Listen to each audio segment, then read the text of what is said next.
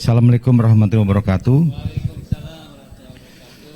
Izin saya mewakili Pak Ketua, Dr. Omat, masih OTW, masih OTW dari Tangerang. Beliau mungkin ada acara di kampus Untirta. Pengmas dan pengabdian bencana ini terdiri anggotanya sudah ada lengkap ya, kurang Pak Ketua dengan Dr. Erdi dan Dr. Tri. Yang duanya itu ada mungkin kelihatan tapi bukan hologram mungkin kelihatannya. Ada Dr. Buhori ya, Dr. Buhori ya. Kemudian Dr. Dian, Dr. Sihendrawati dan Dr. Yan Samsir ya, dari Pandeglang ya. Kita tim pengabdian masyarakat dan penanggulangan bencana. Mudah-mudahan bencananya nggak ada. Jadi kita nggak bergerak ya. Tetapi memang kita harus siap-siap karena di Banten ini kalau kita lihat itu setiap akhir tahun kalau nggak awal tahun ada bencana ya. Jadi memang kita meskipun berdoa tidak ada, tapi kita harus siap-siap ya untuk kejadian hal itu gitu. Meskipun kalau dari keilmuan kita selalu ditakutkan dengan adanya megatrust ya, megatrust. Jadi gempa di atas 9 skala Richter ya. Kalau sampai terjadi itu ya Banten terkenanya luar biasa dari Lebak, Pandeglang, Cilegon, Tangerang dan Serang Kabupaten ya. Kita mulai dari program nomor 1 yaitu melakukan MOU dengan beberapa institusi pendidikan yaitu FK Untirta, kampus kedokteran di Banten, BPBD, Dinas Kesehatan dan sektor lainnya. Ini Untirta ini kebetulan bisa insya Allah bisa kita lakukan karena kebetulan Dr. Omat adalah wakil dekan kedokteran Untirta ya. Jadi kita bikin MOU yang kemungkinan bisa terjadi ya. Ini dengan kerjasama dengan Untirta nanti ada relawan mahasiswa kedokteran sambil mengajari adik-adik kedokteran tentang pengabdian masyarakat dan penanggulangan bencana ya. Nanti Oktober atau Desember 2022 rencananya kita akan MOU dengan Untirta. Kemudian program nomor 2 yaitu Hari Bakti Dokter Indonesia ini biasa kita mungkin kerjasama dengan ID cabang untuk kegiatan-kegiatannya. PJ-nya kalau tadi yang nomor 1 Dr. Omat, kalau ini Dr. Dian dari Cilegon ya. Kemudian untuk anggarannya kas ID dengan bukan sumbangan ya, mungkin donasi dari stakeholder atau dari ID dan yang lainnya. Kemudian nomor 3 ya. Nomor 3 ini rencana kita Festival Anak Hitan Banten. Nah, kita udah beberapa kali rapat ini untuk Hitan anak sebanten. Memang udah ketemuan juga dengan FK Untirta juga. Rencana memang ada targetnya ada 2000 anak yang kita hitan, kerjasama dengan beberapa stakeholder dengan PUB ya dan lain sebagainya. Jadi ini kita tiap tahun pasti akan melakukan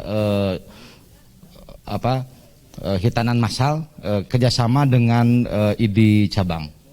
PJ-nya Dr. Omat. Lanjut.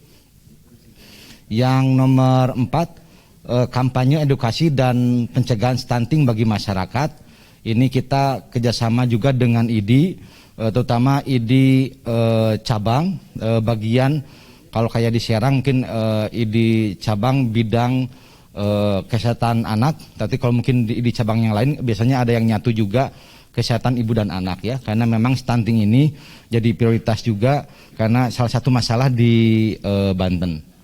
Ya, PJ-nya Dr. Tri yang sekarang beliau di Untirta juga.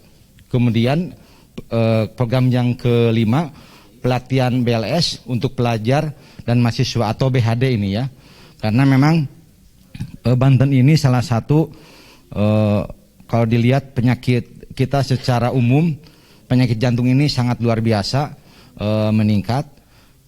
Jadi dengan adanya BHD mudah-mudahan bisa ada perbaikan. Jadi pengennya sih Banten aman henti jantung ya, pengennya ya. Tetapi meskipun dengan BHD saja, secara keilmuan kita kurang bagus ya, harus ada AED-nya ya. AED-nya ini yang memang agak susah ya karena mahal ya. Tapi minimal kita mengedukasi para pelajar yang nanti calon-calon pemimpin supaya mereka tahu bahwa memang untuk aman henti jantung itu semuanya harus bisa BHD sambil menunggu sarana prasarananya ada, yaitu berupa AED ya. Mungkin kita kerjasama juga dengan ID cabang ya. Kemudian yang keenam, nah ini yang mungkin yang harus kita lakukan, tapi mudah-mudahan tidak terjadi bencananya, melakukan sosialisasi dan simulasi penanggulangan bencana. Sebenarnya ini ada periode sebelumnya pas Dr. Budi belum terlaksana. Mudah-mudahan pada periode ini sosialisasi simulasi penanggulangan bencananya jadi ya. Nah, ini kerjasamanya dengan BPBD ya, karena memang untuk simulasi butuh biaya. Tetapi alhamdulillah nih dengan Dr. RD yang di Cilegon bulan tahun ini mungkin akhir tahun ada simulasi bencana di Cilegon ya. Jadi kita bisa koordinasi dari ID wilayah dengan BPBD ID Cilegon ya, karena mereka mempersiapkan kemungkinan ada megatrust. Jadi Cilegon ini udah siap-siap. Nah kita nanti kerjasama ID wilayah mungkin dengan ID cabang Cilegon, mungkin kalau bisa sama-sama ID wilayah mengundang para anggota ID cabang se-Banten untuk ikut berkolaborasi untuk simulasinya ya, karena memang butuh SDM ya gitu. Jadi mudah-mudahan nih akhir tahun ini bisa kita lakukan simulasi bencana di Cilegon ya. Karena di Cilegon ini kalau sampai terjadi megatrust adalah kota yang paling rusak ya. Karena selain bisa tsunami, ada zat kimia di sana ya. Zat kimianya banyak ya. Maka kalau saya kemarin terakhir ikut rapat, zat kimianya ada 2 zat kimia yang di negara lain nggak ada, ditolak, di kita diterima ya gitu. Tapi yang nerima bukan Cilegon ya, tapi negara ya. Jadi memang harus kita simulasikan supaya kalau kejadian apa-apa kita bisa lebih baik penanganannya. Lanjut. Ini yang ketujuh, kita membentuk relawan bencana ID Banten. Ini nanti isinya adalah anggota ID. Jadi supaya kalau tim bencana itu nggak hanya pengurus ya. Jadi kita pengennya ketika ada bencana yang datang tuh nggak hanya pengurus, tapi ada anggota-anggota yang lainnya. Jadi nanti kita akan memotivasi para koordinasi dengan para ketua bidang penanggulangan bencana ID cabang supaya mereka membentuk relawan bencana. Jadi ketika ada bencana dimanapun tinggal kirim aja, atau memang sudah ada grupnya tinggal diaktifkan WA grupnya. Kemudian yang ke-8, pelatihan kedaruratan dan evakuasi korban bencana. Ini bisa pelatihannya bisa berupa workshop ya untuk para dokter di ID wilayah Banten. Yang ke-9 lanjut, ini pengabdian masyarakatnya. Kita rencananya mau pelatihan emergensi respon defensive driving course bagi para supir ambulan. Ini kita di Banten ini banyak sekali ambulannya ya, banyak sekali ambulannya ya. Ada ambulan desa, ada ambulan partai ya, ambulan dan lain sebagainya. Tetapi memang cara bawanya juga karena mungkin tuh kurang teredukasi, ugal-ugalan ya. Nah ini rencana kita mau ada pelatihan ya, gimana cara membawa ambulan yang baik dan benar, aturan-aturannya gimana, tidak seenaknya kalau mau merah mau apa laju terus ya, aja kendor katanya ya, kalau di Serang itu aja kendor, mau merah mau apa laju gas aja ya, namanya gaspol remblong katanya. Coba spion gitu ya. Yaitu nanti kita kumpulkan, kita kebetulan PJ-nya saya sendiri, nanti kita kumpulkan supir ambulan supaya mungkin lebih terregistrasi ya. Nanti kerjasama dengan Dinas Kesehatan, kebetulan udah koordinasi dengan Dinas Kesehatan juga. Memang kewajiban registrasi ambulan ini adalah Dinas Kesehatan Kabupaten dan Kota ya, bukan provinsi. Saya tanya ke kabupaten kotanya masih proses ya, mungkin nggak tahu proses sampai kapan ya, tapi intinya ambulan di Banten ini belum terregistrasi ya semuanya.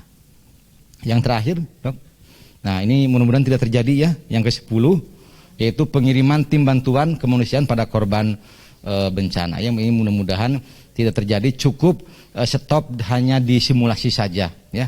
Mungkin akhir tahun ini simulasi di Cilegon, mudah-mudahan kita bisa berkolaborasi dengan BPBD Kota Cilegon ya.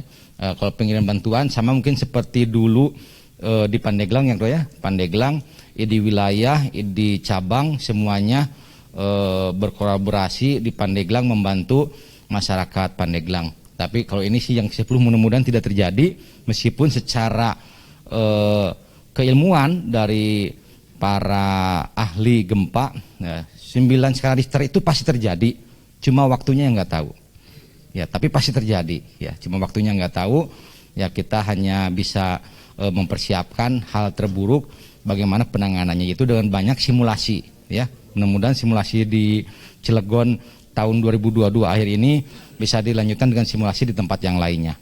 Mungkin itu saja. Terima kasih presentasi dari saya. Mungkin kalau ada diskusi atau tambahan dari para senior, silakan. Terima kasih. Wassalamualaikum warahmatullahi wabarakatuh.